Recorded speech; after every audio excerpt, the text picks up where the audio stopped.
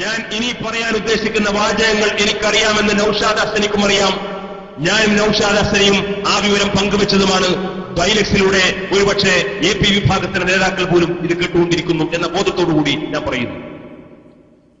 അന്ന് രാത്രി കോഴിക്കോട്ടെ ഒരു പ്രത്യേക കേന്ദ്രത്തിലേക്ക് നൌഷാദ് ഹസനിയെ കൊണ്ടുപോയി അവിടെ വെച്ചുകൊണ്ട് അദ്ദേഹത്തെ ഒരു വെള്ളം കുടിപ്പിച്ചു.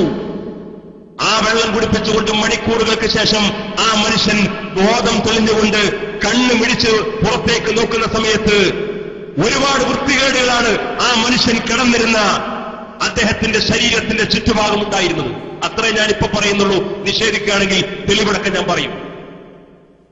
ബോധം തെളിഞ്ഞ് ഉണർന്നിരിക്കുന്ന നൌഷാദ് ഹസനിയുടെ അദ്ദേഹം കിടന്നിരുന്ന കട്ടിലിന്റെ ചുറ്റുഭാഗത്തും ഒട്ടേറെ വൃത്തികേടുകളാണ് ആ മനുഷ്യൻ കണ്ടത്. ആ വൃത്തികേടുകൾ മുഴുവൻ കണ്ടപ്പോ ആ നൌഷാദ് ഹസനിയെ ഡ്രസ്സ് ധരിപ്പിച്ചുകൊണ്ട് കാറിൽ കയറ്റിയിട്ട് അദ്ദേഹത്തെ കോട്ടക്കലേക്ക് കൊണ്ടുവന്നു.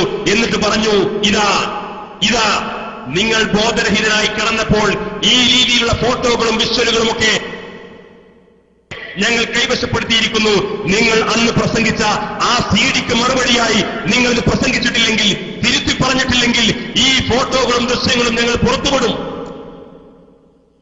ആ വൃത്തികെട്ട രതിവൈകൃതങ്ങളുടെ ചിത്രങ്ങൾ കാണിച്ചുകൊണ്ട് ഈ മനുഷ്യനെ ബ്ലാക്ക്മെയിൽ ചെയ്തുകൊണ്ടാണ് ഇവർ ക്രൂരമായ ഈ ബ്ലാക്ക്മെയിൽ ചെയ്തുകൊണ്ട് പ്രഭാഷണം നടത്തി യൂട്യൂബിൽ പ്രദർശിപ്പിച്ചത്. SK സുന്നി മഹലിൽ വന്നുകൊണ്ട് ഇദ്ദേഹം 1.5 മണിക്കൂർ നടത്തിയ പ്രസംഗത്തിന്റെ ആ CD നിങ്ങൾക്ക് കേൾക്കാം.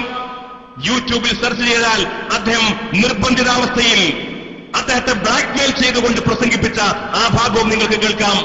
ആ 2 പ്രസംഗവും നിങ്ങൾ കേട്ടാൽ അറിയാം ഒരു മനുഷ്യൻ സ്വയബോധത്തോടുകൂടി പറയുന്ന, മനസ്സ് തുറന്ന് സംസാരിക്കുന്ന പ്രസംഗവും തോക്ക് ചൂണ്ടി കത്ത് ചൂണ്ടി മൈക്കിന് പകരം തോക്കിലേക്ക് മുമ്പിൽ നിന്നുകൊണ്ട് പ്രസംഗിക്കുന്ന ഒരു മനുഷ്യന്റെ പ്രസംഗത്തിന്റെ രൂപഭാവങ്ങളും അദ്ദേഹത്തിന്റെ ശരീരഭാഷയും അദ്ദേഹത്തിന്റെ മനസ്സും അദ്ദേഹത്തിന്റെ മുഖവും അദ്ദേഹത്തിന്റെ സ്വഭാവങ്ങളും പെരുമാറ്റങ്ങളും ഒക്കെ ആ പ്രസംഗത്തിലെ അദ്ദേഹത്തിന്റെ ശരീരഭാഷയിലൂടെ തിരിച്ചറിയാൻ കഴിയും.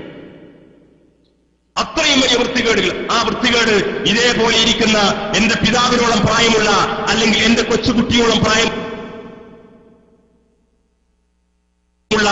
അത്തരത്തിലുള്ള പ്രാടിച്ചു കൂട്ടിയത് ഈ മനുഷ്യനെ ബോധരഹിതനാക്കിക്കൊണ്ട്, എന്നിട്ട് അതിന്റെ ദൃശ്യങ്ങൾ പകർത്തിയെടുത്തുകൊണ്ട് അതിന്റെ ദൃശ്യങ്ങൾ കാണിച്ചു കൊടുത്തുകൊണ്ട്, നീ ഈ പ്രസംഗത്തിന് മറുപടി പറഞ്ഞില്ലെങ്കിൽ നീ ഇനി മേലിൽ അവരുടെ വേദിയിൽ കയറിയാൽ ഇത് ഞങ്ങൾ പ്രദർശിപ്പിക്കും, ഇത് ഞങ്ങൾ പുറത്തുവിടും, അതോടുകൂടി നിനക്ക് ഈ തലപ്പാവും താടിയും വെച്ചുകൊണ്ട് ഇനി ജനങ്ങൾക്കിടയിൽ ഇറങ്ങാൻ കഴിയില്ല എന്ന് പറഞ്ഞുകൊണ്ട് ഈ മനുഷ്യനെ ബ്ലാക്ക്മെയിൽ ചെയ്തുകൊണ്ട് പ്രവർത്തിച്ച ഈ വിഭാഗം. നിങ്ങളാണോ സമസ്ത കേരള ജംഇയ്യത്തുൽമക്കെതിരെ ക്രിമിനലിസം ആരോപിച്ചുകൊണ്ടിരിക്കുന്നത്? അത്തരത്തിലുള്ള ക്രിമിനൽ സംഘങ്ങൾ സമസ്ത കേരള ജംഇയ്യത്തുൽമക്കെതിരെ നിങ്ങൾ ക്രിമിനലിസം ആരോപിച്ചോ, ഞങ്ങൾക്ക് ഭയമില്ല, ഞങ്ങൾക്ക് പ്രയാസമില്ല. പക്ഷേ ഇതെല്ലാം തുറന്നു പറയേണ്ടി വരും.